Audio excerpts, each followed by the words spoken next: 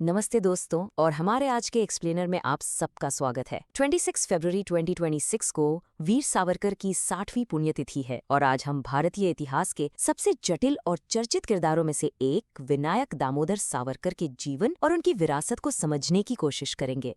तो चलिए देखते हैं कि आज हम उनके जीवन को कैसे समझेंगे। हमने इसे 5 खास हिस्सों में बांटा है। उनकी क्रांतिकारी शुरुआत से लेकर उनकी गिरफ्तारी, फिर राजनीति और समाज सुधार के काम, उनकी विचारधारा और आखिर में हम उनकी विरासत का मूल्यांकन करेंगे। तो कहानी शुरू होती है सावरकर के शुरुआती दिनों से। देखिए, ये वो दौर था जब उनके अंदर के क्रांतिकारी ने आकार लेना शुरू किया था और इस पर सबसे बड़ा असर था बाल गंगाधर तिलक जैसे बड़े नेताओं का। यहीं से आप कह सकते हैं उनके पूरे जीवन की कहानी की नींव पड़ी। आप सबने उन्हें स्वातंत्र्य वीर सावरकर के नाम से जरूर सुना होगा, है ना? और ये उपाधि उनके व्यक्तित्व को बिल्कुल सही तरीके से बयां करती है। वो एक ही व्यक्ति में कई किरदार थे, एक जोशीले क्रांतिकारी, एक गहरे राजनीतिक विचारक और साथ ही एक समाज सुधारक भी। आज हम उनके इन सभी पहलुओं पर एक एक करके नजर डालेंगे।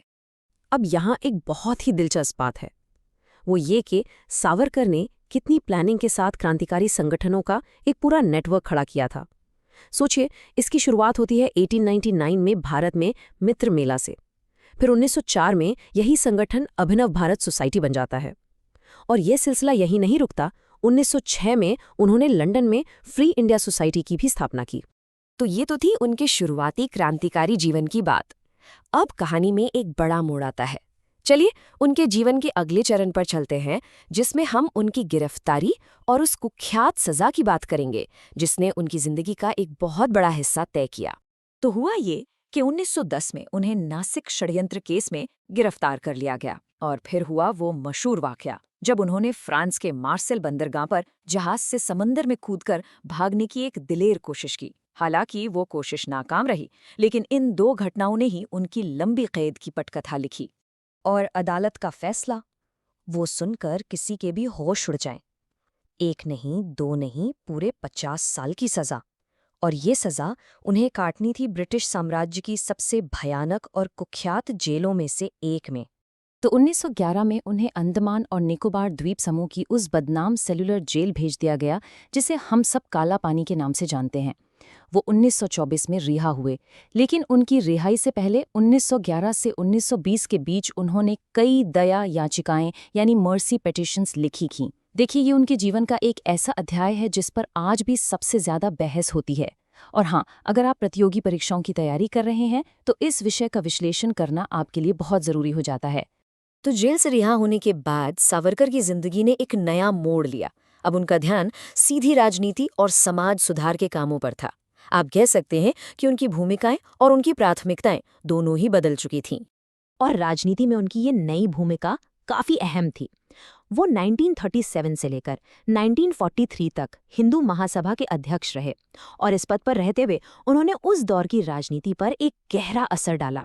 अब एक और बहुत ही महत्वपूर्ण और विवादास्पद पहलू पर आते हैं। जब 1942 में भारत छोड़ो आंदोलन पूरे देश में जोरों पर था, तब सावरकर ने इसका विरोध किया। उन्होंने इसे एक अव्यावहारिक कदम बताया। जाहिर है, ये एक ऐसा स्टैंड था जो उस समय के ज्यादातर राष्ट्रवादी नेताओं से बिल्कुल अलग था। लेकिन राजनीति के साथ साथ सावरकर के काम का एक और बहुत बड़ा पहलू था और वो था समाज सुधार का। वो जातिगत भेदभाव के खिलाफ खुलकर बोले। उन्होंने अंतरजातीय विवाह का समर्थन किया और 1931 में तो उन्होंने दलितों को मंदिर में प्रवेश दिलाने के लिए पतित पावन मंदिर की स्थापना तक कर डाली। सोचिए, उस जमाने के हिसाब से ये कितने क्रांतिकारी कदम थे। तो हमने उनके क्रांतिकारी, राजनैतिक और सामाजिक जीवन की बात की। अब चलते हैं उनके बौद्धिक योगदान की तरफ। देखते हैं कि उनकी कलम की ताकत ने कैसे एक बहुत बड़ी राजनैतिक और सांस्कृतिक विचारधारा को जन्म दिया। और जब हम उनके वैचारिक योगदान की बात करते हैं तो हिंदुत्व की अवधारणा सबसे पहले आती है। 1923 में आई अपनी किताब में उन्होंने इसे विस्तार से समझाया। उनके मुताबिक हिंदुत्व भारत को एक साझा संस्कृति और सभ्यता की पहचान पर आधारित एक हिंदू राष्ट्र के रूप में देखता है।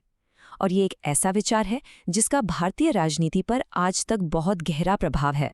उनके लिखे कई कामों में से 2 किताबें ऐसी हैं जिन्होंने भारत में इतिहास और विचारधारा की बहस को एक नई दिशा दी। पहली किताब ने 1857 के सिपाही विद्रोह को भारत का प्रथम स्वतंत्रता संग्राम कहकर एक नया नजरिया दिया, और दूसरी किताब ने, जैसा हमने अभी बात की, हिंदुत्व की विचारधारा को परिभाषित किया। तो अब हम अपने एक्सप्लेनर के आखिरी हिस्से में आ गए हैं।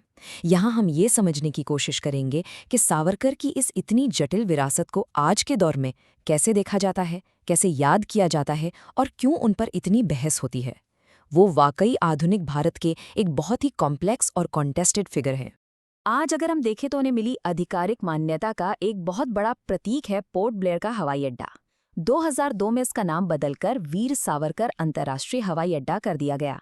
ये वही जगह है जहां उन्हें कभी काला पानी की सजा काटने के लिए भेजा गया था।